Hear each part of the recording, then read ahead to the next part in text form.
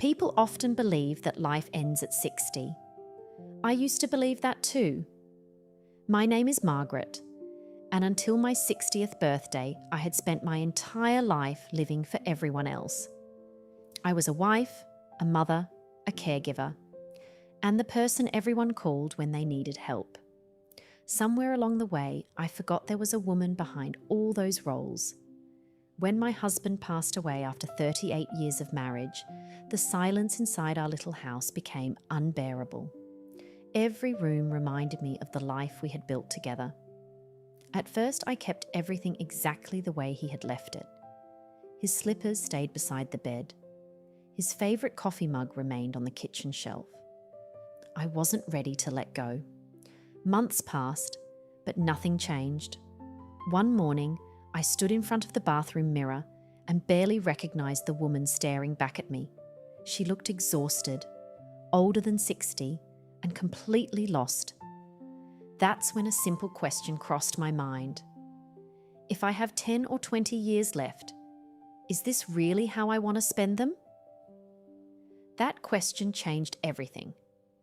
I sold the house where I had lived for almost 4 decades. Everyone thought I had lost my mind. My children were worried. Some friends even stopped talking to me because they couldn't understand why I would leave a place filled with memories. But memories don't disappear just because you move. They travel with you. I bought a tiny apartment near the sea. It wasn't luxurious. The walls needed painting. The furniture was old. But when I opened the window every morning, I could hear the waves. For the first time in years, I felt something I hadn't experienced in a long time: hope. I realised I had never done anything just because I wanted to. So I made a list, not a bucket list, a life list. I wanted to learn how to paint. I wanted to read all the books I had bought but never opened. I wanted to travel alone without feeling guilty.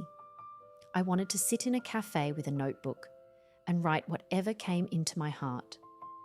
The first time I travelled alone, I was terrified. I almost cancelled the trip. I remember sitting at the train station thinking, what if people judge me? What if something goes wrong? Then I smiled. At 60 years old, I had spent my entire life worrying about what other people thought. I refused to spend the rest of it doing the same. That trip lasted only 3 days, but it gave me something priceless: confidence. After that, I started saying yes to opportunities instead of excuses. I joined a painting class where everyone was at least 20 years younger than me. I laughed when I ruined my first canvas. I made new friends. I learned how to use a smartphone properly. I even started posting little moments from my life online. To my surprise, thousands of people began following my journey. Many of them were women who believed their lives were already over. They wrote messages saying, "Because of you, I enrolled in college at 62. Because of you, I left a relationship that made me unhappy. Because of you, I finally booked my first solo vacation." I never expected to inspire anyone. I was simply trying to save myself. Today, I'm 68. People sometimes ask me if I regret starting over so late. I always give them the same answer. I don't regret starting at 60. I regret believing that 60 was too late. Life doesn't ask how old you are.